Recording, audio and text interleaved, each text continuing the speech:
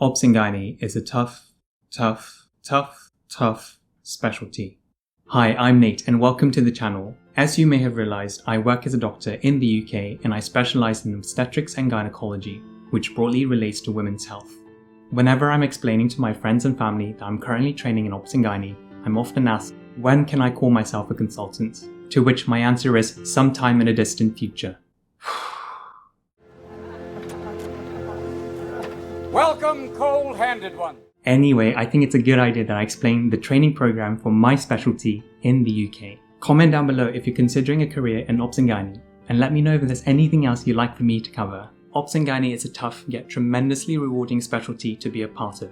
To qualify as a consultant, most doctors working in the UK will need to CCT, which I imagine as a piece of paper with the letters CCT written on it, with a thumbs up and a smiley face. The other way to enter into the specialist register within the UK is the CSER pathway, which is a common route for doctors who trained overseas. All recent UK medical graduates will enroll into a foundation programme, which lasts for 2 years and covers a variety of specialties like paediatrics, psychiatry, cardiology, orthopedics, and so on. Only after completing the foundation programme will one be accepted for the Obs/Gynae specialty programme. Some may apply for the specialty training program during the second year of the foundation program, but I decided I wanted to spend some time travelling after my foundation training, therefore I elected to apply later.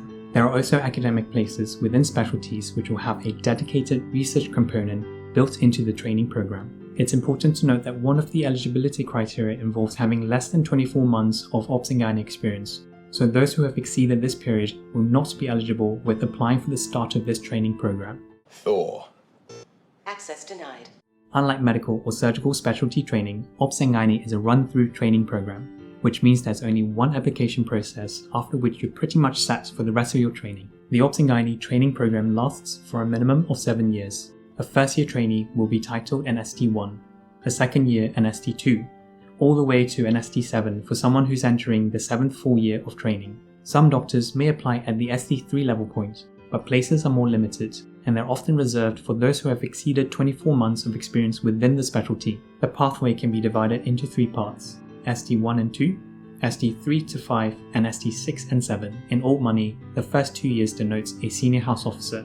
ST3 to 5 are registrars, and ST6s and 7s are senior registrars. In order to progress to the next year of training, trainees like myself will need to fulfill all that is required within the curriculum matrix. And the matrix will involve being competent in specific procedures like a cesarean section, a hysteroscopy, or a cervical smear test, as well as attending vital practical courses and completing the membership exams for admission into the Royal College of Obstetricians and Gynaecologists. All this can be found on the RCOG website, and I've included a link in the description below. The ST5 year is a very important year because we will have to decide whether we wish to train and specialise in a particular field within Obs/Gynae, which we call subspecialty training. For example, maternal fetal medicine, urogynecology, or reproductive medicine. Or we prefer to be generalists with a special interest within Obs/Gynae.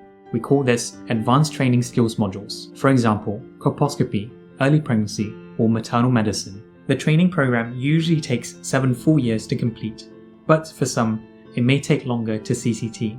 The 3 main reasons for this include taking time out of training, which we call going out of program, going part-time, which we call working less than full-time, and entering subspecialty training. And people may go out of program for many reasons. For instance, pursuing an academic interest, thus completing a master's program, or even a PhD. I'm Dr. Sheldon Cooper, BS, MS, MA, PhD, and SCD. Some may consider gaining more experience at a specialized unit which performs advanced surgery, such as an endometriosis center. As you can see, completing a training program is a long and arduous process. Therefore, it's important that you reflect regularly as to why you wish to do this. But I can assure you, along the way, you will meet wonderful people who will not only have an impact on the kind of doctor you wish to be, but also encourage you to grow as a human being.